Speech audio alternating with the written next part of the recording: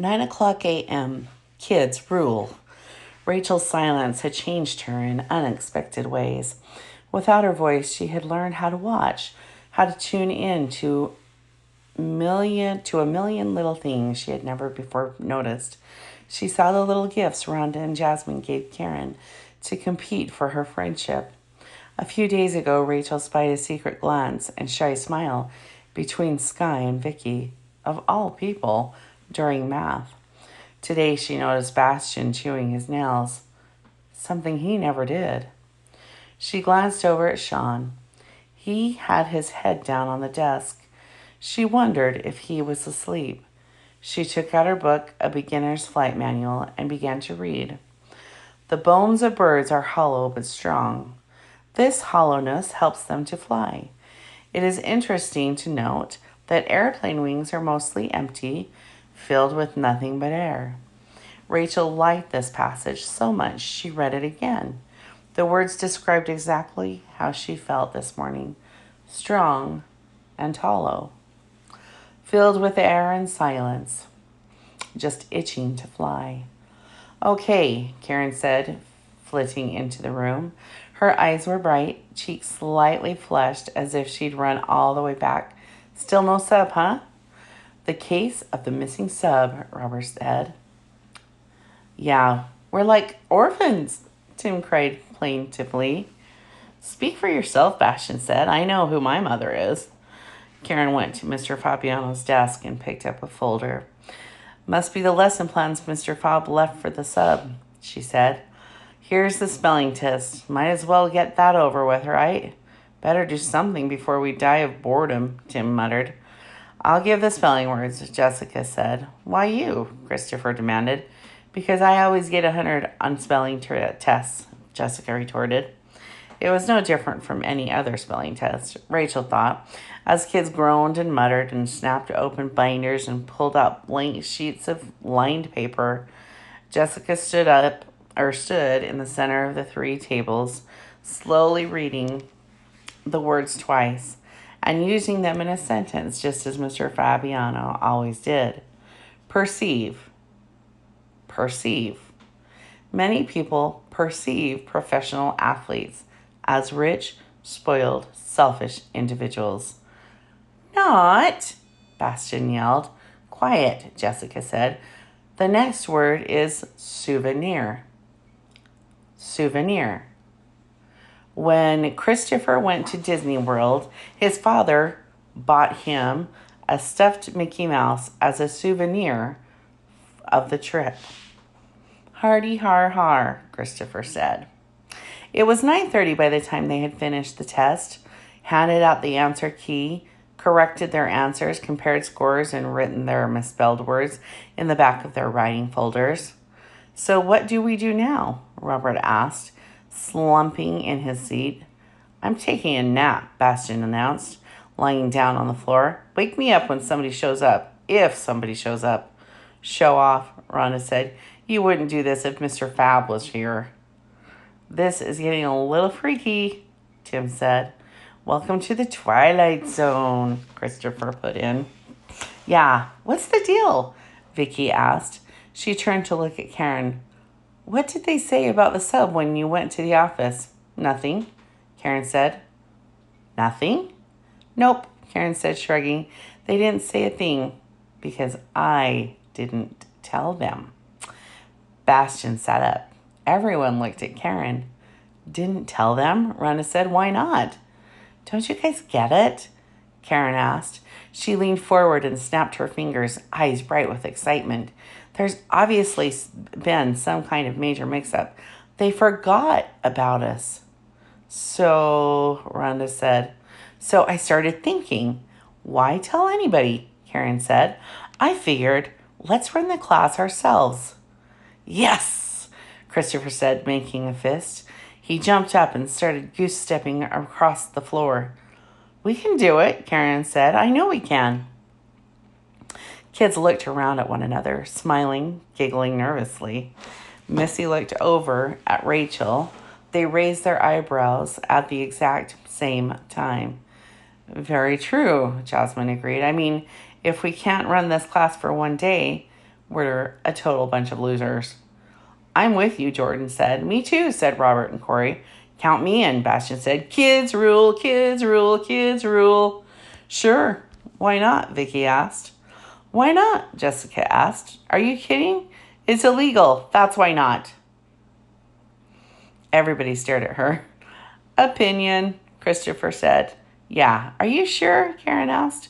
It's wrong. It's dangerous. Somebody could get hurt, Jessica said, glaring at Karen. Mr. Fab would want us to go down to the office and tell them right now. I can't believe you didn't tell them. Rachel wrote something on a piece of paper and handed it to Missy. Wait a sec, Missy said. Rachel wants to say something. Ah, Bastian said. The silent pilot speaks. Be quiet, Missy told him. She took Rachel's note and read it aloud. I wouldn't be so sure of that. Oh, sure, Jessica said, making a face at Rachel.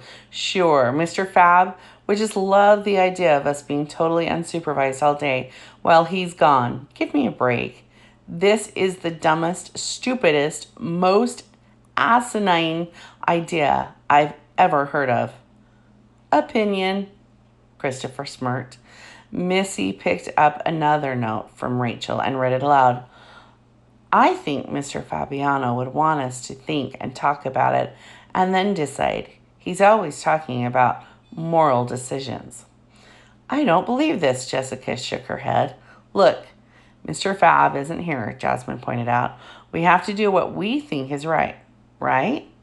I'm for it, Sky said quietly. Kids rule, Bastian and Tim chanted.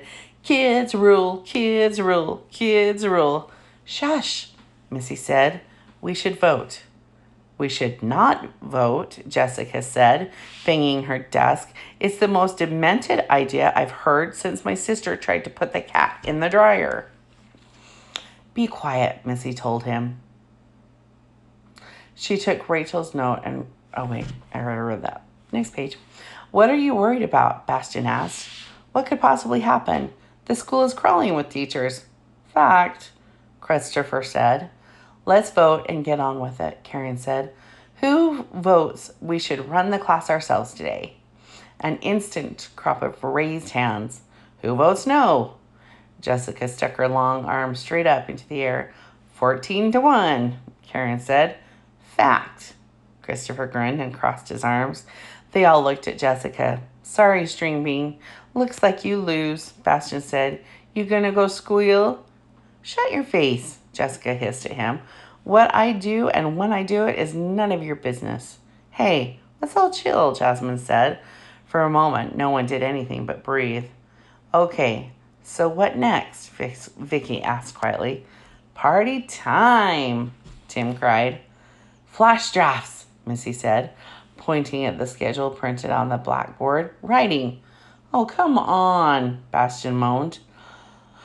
Vicky went over to the tape player. Soon a mellow jazz began to fill the classroom. Mr. Fab believed in a daily schedule with as few surprises as possible. Spelling, flash drafts, music/computer lab, one every other day. Math, connections, which was more writing. Lunch, deer, drop everything and read. Exploration, science.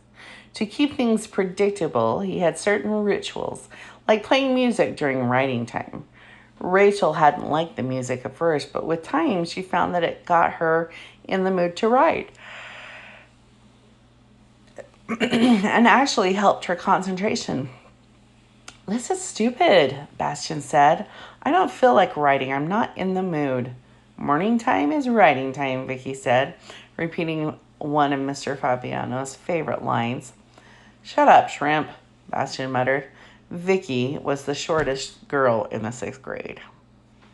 Hey, that's a put down, Jasmine said, glaring at him. Ooh, Bastian mocked, raising his hands. A put down. Gee whiz, that's bad. I don't know about you guys, Karen said, but I'm going to write. I can't believe this, Bastian sighed. Jessica sat at her desk, arms folded. After a minute, she snapped open her binder and pulled out a blank piece of paper. The minute Rachel closed her eyes, she got a picture of Tommy Feathers, the way he used to grin at her whenever she glanced his way. She didn't have to wonder how Tommy would have voted. He would have voted with the majority because Tommy wanted people to like him. Tommy wasn't a very good writer, but he liked to write. At the beginning of writing time, he would often lean over to Rachel and whisper, "I'm going to write a story for you."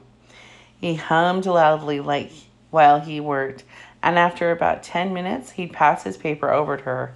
"That's for you, Rachel." He gave her dozens of stories like this. Every day she threw them away. She hadn't kept a single one.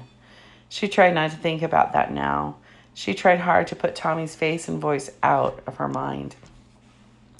Around her, Rachel could see other kids stretching and fidgeting as they started to write. She took out her favorite pen, opened to a blank piece of notebook paper, and tried to clear her head. Writing words is like flying, Rachel thought. Words aren't solid. Words are lighter than air. But even so, they can sometimes give you a lift.